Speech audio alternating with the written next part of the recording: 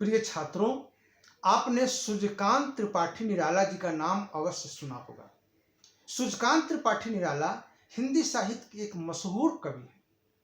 छायावादी के वे एक महत्वपूर्ण स्तंभ माने जाते हैं। उन्होंने कई कविताएं लिखी, कई पुस्तकें लिखी। वे एक क्रांतिकारी कवि थे। भाव के क्षेत्र में और काव्य कला के क्षेत्र में उन्होंने हिंदी साहित्य में एक क्रांतिकारी परिवर्तन किया। साथियों, आज मैं उनका एक बहुत प्रसिद्ध कविता प्रियतम का अध्यापन करने जा रहा हूं। यह कविता पौराणिक कथाओं पर आधारित है। इसमें कर्म की प्रधानता बताई गई है। मनुष्य जो कर्म करता है, कर्मशील मनुष्य ही ईश्वर को प्रिय है। जो अपनी ड्यूटी, अपने कर्तव्यों को बखूबी ईमानदारी से निभाते हैं, ऐसे मनुष्य ईश्वर को सबसे प्रिय है। एक बार नारद जी को यह घमंड हो गया। उन्हें लगा कि मैं 24 घंटे दिन रात नारायण नारायण करते रहता हूं। मैं भगवान का ही नाम जपते रहता हूं। श्री हरि विष्णु का मैं सबसे परम भक्त हूं, सर्वोत्तम भक्त हूं, सबसे उत्तम भक्त, प्रिय भक्त। इस बात का उन्हें अंदेशा हुआ, इस बात का उन्हें घमंड हुआ, इस बात का उन्हें भ्रम हो गया कि मैं ही ईश्वर का, मैं ही श्री विष्णु का सबसे प्रिय भक्त हूं, प्रियतम।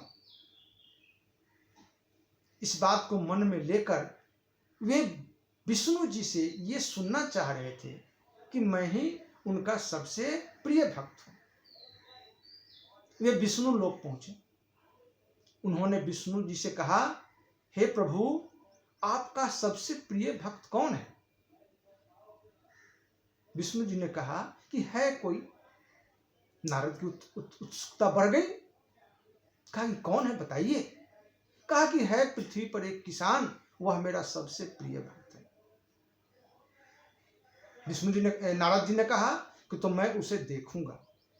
विष्णु जी कहा कि जाओ देखो, देखो क्या खूबी है उसमें। नारद जी उस किसान के पास चले गए।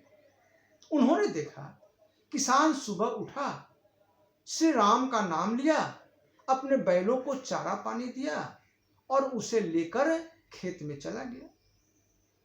दिन भर खेत में काम किया।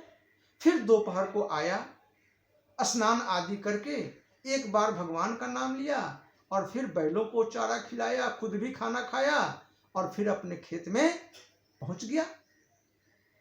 और फिर शाम में वह फिर आया, बैलों को चारा दाना दिया, खुद भी खाना खाया और भगवान का नाम लेकर सो गया। इस तरह से उसने दिन रात में केवल 3 बार ही भगवान का नाम लिया।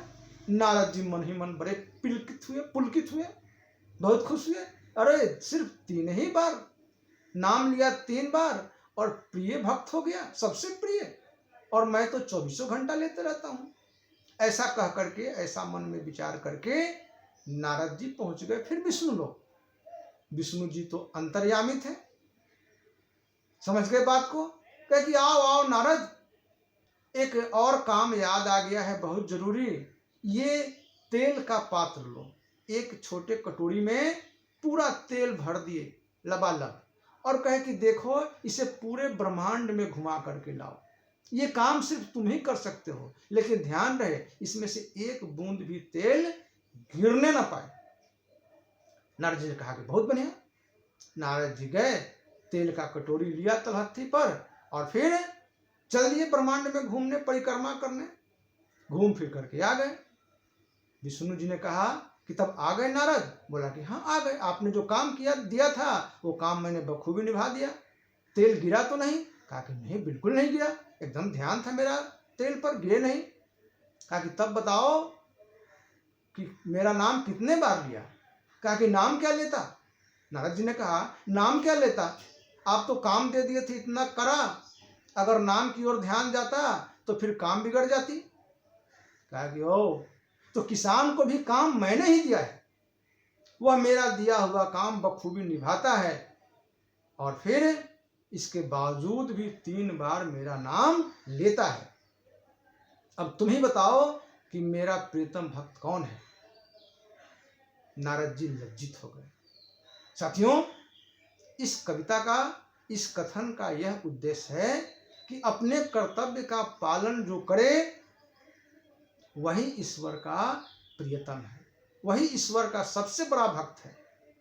इसलिए कहा गया है वर्क इज वर्शिप, कर्म ही पूजा है।